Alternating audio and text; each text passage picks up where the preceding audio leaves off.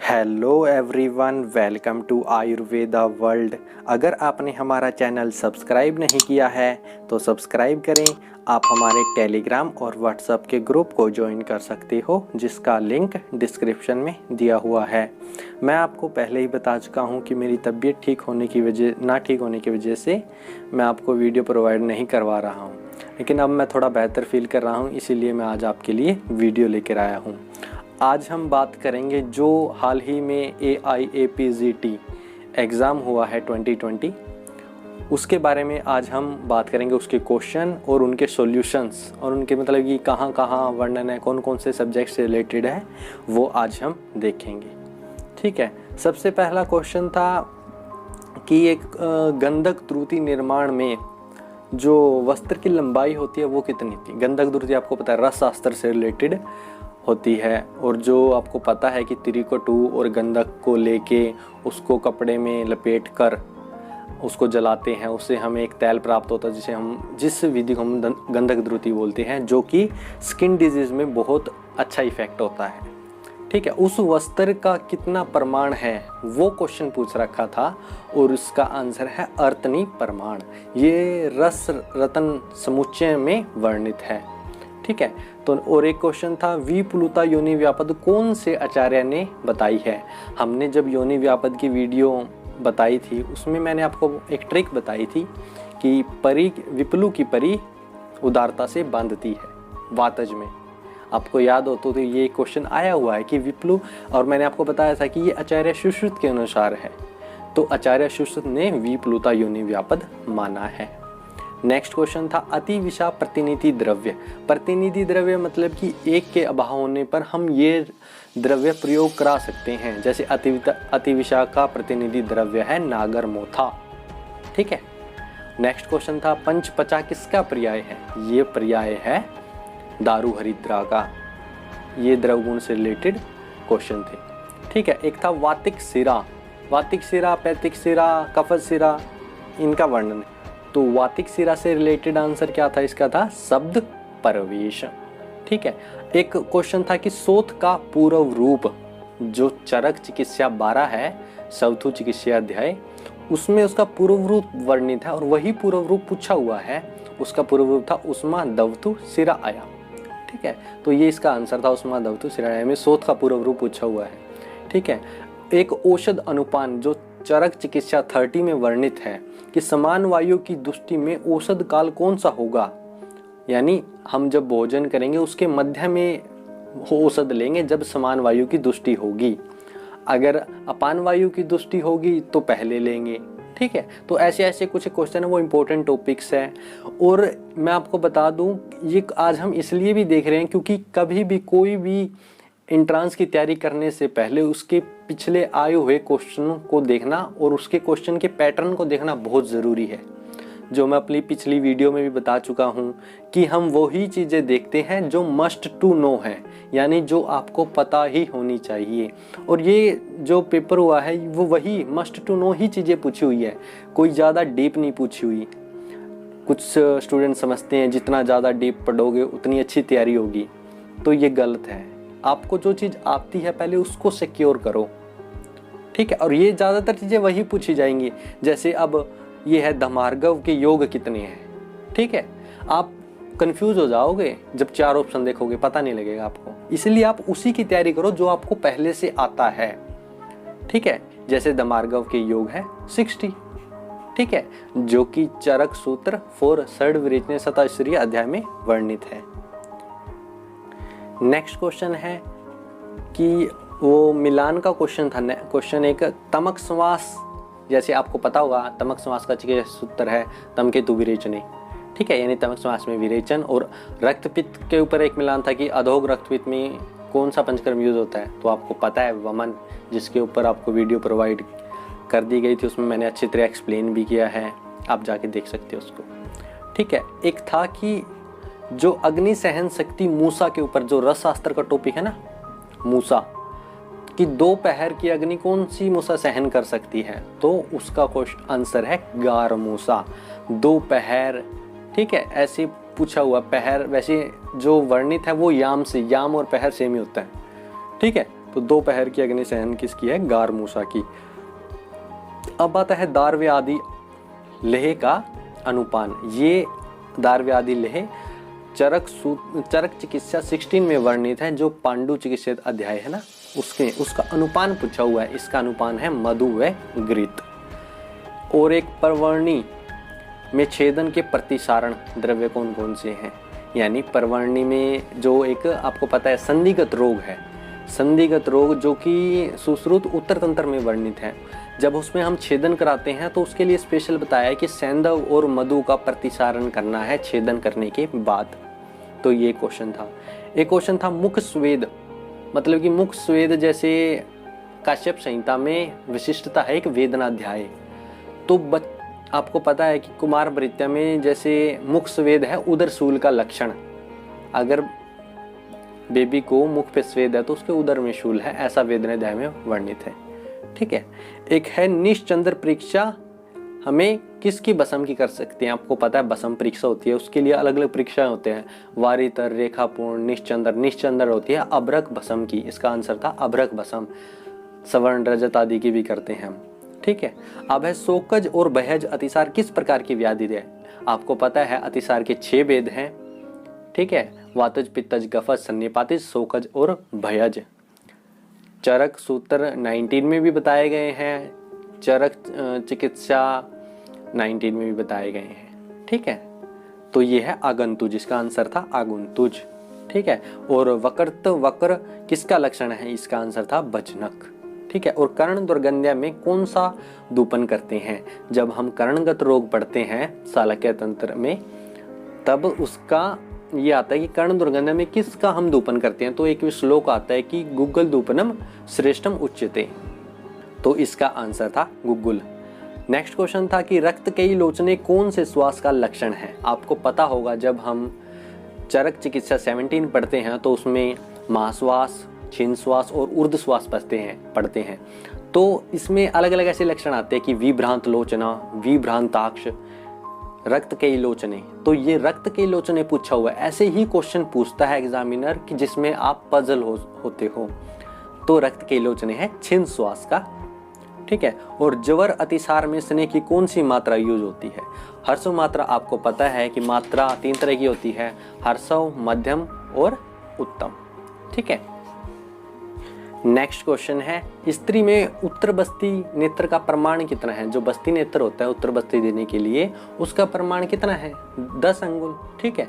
एक Murphy trade जो appendicitis के सिम्टम है, मर्फी साइन, मर्फी ट्रेड और मर्फी सिंड्रोम, ऐसे 3 होते हैं। इसलिए क्वेश्चन पूछा है क्योंकि आप पजल हो सकते हो इसमें। मर्फी ट्रेड है अपेंडिसाइटिस का और जो मर्फी साइन है वो कोलियोलिथ का। ठीक है। अब आता है वसंत ऋतु में अनुपान। ऐसा ये अष्टांग हृदय 3 से क्वेश्चन पूछा हुआ है। श्रृंगवेर जल का पान करना है वसंत ऋतु में। पार्श्व शूल अग्रह, आपको पता है पार्श्व शूल हरणाम पुष्कर मूल के लिए आया। अग्रह द्रव्य में से क्वेश्चन हर बार आता है। ठीक है। अब आता है मूत्रकृच में अग्रह कौन है? गोक्षुर, टेरेबुलस टेरिस्ट्रिस। ठीक है। मूत्रकृच अनिल हरणाम, ऐसा आता है गोक्षुर के लिए चरक सूत्र 25 में। सूर्य नमस्कार का क्रम, जब हम सूर्य नमस्कार करते हैं वो क्रम से होता है, जैसे प्रणाम, उत्तानासन, दंडासन इत्यादि। ठीक है। और नेक्स्ट क्वेश्चन है रिसर्च से। ठीक है। जो फाइनल ईयर का सब्जेक्ट है रिसर्च, उसमें नॉन पैरामीट्रिक, ठीक है, टेस्ट पूछे हुए थे। उसमें एक ऑप्शन उसका करेक्ट है CHI स्क्वायर टेस्ट। ठीक है। फिर एक और क्वेश्चन था रिसर्च सीक्वेंस। इसमें सीक्वेंस बतानी चाहिए। फर्स्ट क्या है? डाटा कलेक्शन, इसका आंसर था डाटा कलेक्शन। अब आता है नेक्स्ट क्वेश्चन अक्षिपाकात्य। जब मैंने आपको सर्वगत रोग करवाए थे, आपको वीडियो मिल जाएगी हमारे चैनल पे, तब मैंने सर्वगत रोग करवाए थे, तब उसमें मैंने आपको बताया था कि आचार्य वाग्भट ने एक अलग बताया है आचार्य सुश्रुत से। ठीक है। तो वो अक्षिपाकात्य है और उसमें 2 अवस्था है सन्निपातिक। ठीक है। और नेक्स्ट क्वेश्चन है कि फेनागमन गुरु जी हा किसका लक्षण है? ये है शीर विष का। काश्यप के अनुसार मुख स्वेद मतलब कि किस में दिखाई देता मुख स्वेद? मैंने आपको पहले बताया था ये उदरशूल में है। और मूर्छा और शरीर सदन किसके लक्षण है? ये है स्वेद अतियोग का लक्षण। आपको पता है ज्यादा स्वेदन करने से पित्त प्रकोपित हो जाता है, मूर्छा, शरीर सदन, ये पित्त प्रकोप के लक्षण है। नेक्स्ट क्वेश्चन है कुलथ पंचकोल लेप, ये कौन सी स्तन्य दुष्टि का लक्षण है? ये है वैरस्य स्तन्य दुष्टि का। चरक चिकित्सा 30 में ही आया है। पहले ही जो स्तन्य दुष्टि है ना वैरस्य, उसमें ही ये मिल जाता है। श्लोक आपको ऐसे मिलेगा, पंचकोल कुलथ ऐसा करके लेप। ठीक है, अब आता है निर्मित औषधि रखी जाती है कौन से कोण में? ईशान कोण, अगन्य कोण, वायव्य कोण, नैत्रिक कोण। तो ईशान कोण इसका आंसर था। ठीक है, आपको पता होगा, आपने पदार्थ विज्ञान में कोणों के बारे में पढ़ा होगा, रस शास्त्र में भी आते हैं कोण कि जैसे ईशान कोण में जैसे जल व्यवस्था की जाती है, अगन्य कोण में ईंधन वगैरह रखा जाता है। तो निर्मित औषधि पूछ रहे कि कौन से कोण में रखी जाती है, वो है ईशान कोण। विरेचन द्रव्य में कौन से महाभूत की प्रधानता होती है? ये आता है चरक कल्प फर्स्ट से। ठीक है, जल और पृथ्वी महाभूत की। ठीक है, अवस्थिक चिकित्सा इसका आंसर था। अवस्थिक चिकित्सा किस में करते हैं? राजक्षमा में। जब राजक्षमा का चिकित्सा सूत्र पढ़ते हैं तब हम चरक चिकित्सा 8 में, तब उसमें अवस्थिक चिकित्सा वर्णित आती है। आम वात की चिकित्सा क्या है? लंगन, स्वेदन, तिक्त, दीपने, कटुकानीचे। ठीक है, अब नेक्स्ट क्वेश्चन, एक और क्वेश्चन क्या पूछा था कि तंडुलोदक में द्रव्य जल का अनुपात क्या है? जब भी हम तंडुलोदक बनाते हैं तो 1:8 से बनाते हैं। ठीक है, यानी 1 द्रव्य और जल का अनुपात 8 गुना।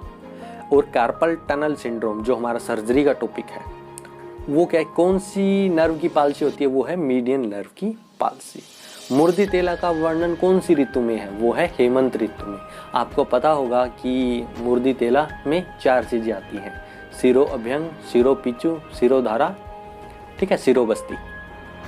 अब आता है रात्रि में दही सेवन से। आपको पता है रात्रि में दही सेवन निषेध है, तो कौन सी व्याधि हो जाती है इनमें से? उसका आंसर था कामला। और मुख के लिए ग्रास 1:6 मतलब 64, 1/64। ठीक है, और ये था चतुर्थ मास में नवनीत सेवन का उद्देश्य। यानी आपको पता है कि चतुर्थ मास में 2 हृदय की उत्पत्ति हो जाती है। ठीक है, ये आपको रेफरेंसेस का मिल जाएगा चरक शरीर 8 में। ठीक है, अब नेक्स्ट क्वेश्चन था वृक्ष सर्व दोष हरण नाम। ये अग्रह था किसके लिए? विदारी गंधा के लिए। दृग दर्शनीय जो मानस प्रकृति वर्णित है उसमें इंद्र आता है, इंद्र सतव के लिए ये आता है दृग दर्शनीय, चरक शरीर 4 में। अब आता है पानीय सार का निषेध किस में है? तिमिर और रक्तपित्त। ये था सुश्रुत सूत्र 11 में, आप इसको जाके देख सकते हो। उष्ण जल का निषेध, ये आपको पता है ग्रीष्म ऋतु में पित्त प्रकोपित होने पे। ठीक है, और ग्रहणी रोग के लिए कितने अग्नि सहायक है? आपको पता है सम अग्नि तो स्वास्थ्य के लिए हमारे लिए सहायक है, जो बाकी की 3 होंगी जैसे तीक्ष्ण अग्नि, विषमाग्नि और मंदाग्नि, ये ग्रहणी रोग करने के लिए सहायक होती हैं। इन्हें इसलिए हम इन्हें ग्रहणी दोष भी कहते हैं। अवस्टंभ, ये आपको पता है किससे रिलेटेड है? पुरी से। ये आप चरक सूत्र सुश्रुत सूत्र 15 में जाके देख सकते हो। मांस और रक्त की वृद्धि गड़बड़ी में कौन से मास में होती है? 5वें मास में। आपको पता है ये भी एक इंपॉर्टेंट टॉपिक है। ठीक है, सक्रेटिन डुडेनम से रिलेटेड है। अष्ट महादोषकर भाव का वर्णन कहाँ है? सिद्धि स्थान में। चरक सिद्धि 12 जिसका नाम है उत्तर बस्ती सिद्धि अध्याय। ठीक है, और क्या क्वेश्चन है? कौन सी शिरा का वेद करने से मन्य स्तंभ हो जाता है? जब हम कर्ण वेदन करते हैं तो कौन सी शिराओं का? लोहितिक। ठीक है, आपको पता होगा जब इसका लोहितिक शिरा का वेदन होता है तो मन्या स्तंभ, अपतानक, कर्ण, शूल, शिरोग्रह है इत्यादि लक्षण होते हैं। तो ये एक वहां से क्वेश्चन पूछा गया था। अल्प सोप किस सोफ में होती है? आम और पकव। इसका आंसर था दोनों। सुश्रुत सूत्र 17, ये आप जाके उसमें देख सकते हो। ठीक है, योनि भ्रंश में स्नेह, आपको पता होगा भ्रष्ट योनि के लिए तो हम यूज करते हैं घृत, और जो योनि भ्रंश है उसके लिए हम यूज करते हैं योनि विशोधन के लिए घृत, और योनि भ्रंश में वसा का हम यूज करते हैं। ठीक है, ये चरक सूत्र 13 से लिया हुआ है क्वेश्चन। किण खर्स परसा किटीब, ये कुष्ठ से रिलेटेड है। ठीक है, जो हमारा कुष्ठ वर्णित है ना चरक चिकित्सा 7, वहां पे किटीब के लिए आया किण खर्स परसा, एक कुष्ठ के लिए आया है मत्स्य सकलोपम। ठीक है, चर्माख्य के लिए आया हस्ती चर्मवत। ठीक है, वैसे ही किटीब के लिए आया किणखर स्पर्शा। अब क्या है कि अभुक्त शस्त्र कर्म किन में करना चाहिए? आपको पता है शस्त्र कर्म करते हैं तब हम पिछले अन्न करवा खिला के रोगी को फिर करते हैं, लेकिन कुछ एक ऐसे व्याधि हैं जो बिल्कुल बिना कुछ खाए पिए करने जाते हैं, वे हैं उदर रोग, मूढ़ग्रव, अर्श और अश्मरी। अब आता है आसन परसवा का वर्णन अष्टांग हृदय ने किया है। उपस्थित परसवा, आसन परसवा, ठीक है, परजायनी, ये सब अलग अलग वर्णित है। तो आसन परसवा का वर्णन है अष्टांग हृदय में, ठीक है। हृदय की श्रेष्ठ मात्रा ये आपको सबको ही पता होती है, 2 कर्ष, ठीक है। पंचकर्म का निषेध ये इवन फर्स्ट ईयर के स्टूडेंट को ही पता होता है कि उरुस्तम में हम पंचकर्मा नहीं करवाते। उरुस्तम एक ही ऐसी व्याधि है जिसमें हम पंचकर्म नहीं करवाते, ठीक है। वात का अनुलोमन करने वाला है वो है मंड, इसका आंसर था मंड। मेदो व स्रोतस मूल आचार्य सुश्रुत के अनुसार कौन से थे जो कि सुश्रुत शारीर 9 में बताए गए हैं? वे थे कटी व वृक्क, ठीक है। और जो हम आचार्य चरक है उन्होंने बताया था वृको मूलम वपावहनम, है ना। तो स्नायु छेदन के पायना, यानी स्नायु छेदन के लिए हमें शस्त्र को किस तरह पायना करना चाहिए? आपको पता होगा 3 तरह का होता है ये, तैल, क्षार और उदक। तो स्नायु के लिए तैल पायना, सुश्रुत सूत्र 8 में, ठीक है। ग्रंथि शुक्र दोष प्रधान में आपको पता है जब भी ग्रंथि का वर्णन आता तो वात कफ से रिलेटेड होती है। जनपदों ध्वंस का प्रधान कारण काल, आपको पता है ये क्रम है कि काल, देश, जल, ठीक है। तो सबसे प्रधान कारण है काल। हेमंत और शिशिर ऋतु में बंधन काल कितना है? 3 दिन तक, तीसरे दिन पे हम बंधन खोलते हैं, ठीक है। सर्द और ग्रीष्म ऋतु में 2 दिन पे, ठीक है, ये आपको पता है। अब आता है इंद्रिय बुद्धि क्षणिक और निश्चयात्मक, इसका आंसर था क्षणिक और निश्चयात्मक, जो आपने पढ़ा होगा इंद्रिय उपकरणीय अध्याय चरक सूत्र 8, ये वहां से लिया गया था क्वेश्चन, ठीक है। अब आता है डिलिटेरियम पॉइजन, वो है उसका आंसर है धतूरा, ठीक है।